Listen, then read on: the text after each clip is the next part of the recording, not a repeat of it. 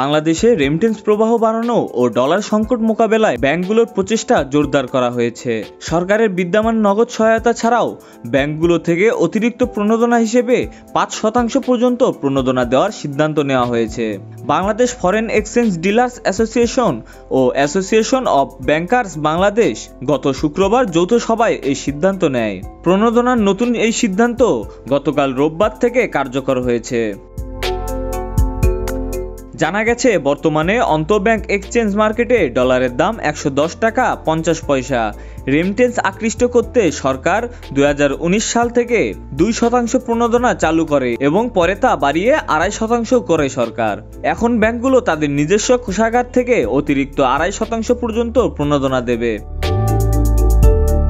এবির চেয়ারম্যান ও ব্র্যাক ব্যাংকের ব্যবস্থাপনা পরিচালক সেলিম আর এফ হুসাইন বলেন, রেমিটেন্স প্রবাহকে আরও জোরদার করার লক্ষ্যে এই সিদ্ধান্ত নেওয়া হয়েছে। রেমিটেন্স বাংলাদেশের জন্য ডলারের সবচেয়ে সহজ উৎস ও অর্থনীতির মূল স্তম্ভ। তবে সম্প্রতি রেকর্ড সংখ্যক কর্মী বিদেশে গেলেও গত সেপ্টেম্বরে রেমিটেন্স প্রবাহ 41 মাসের সর্বনিম্ন 1.34 বিলিয়ন ডলারে নেমে আসে। গত বছর 11,35,000-এর বেশি বাংলাদেশি কাজের জন্য দেশ ছাড়েন।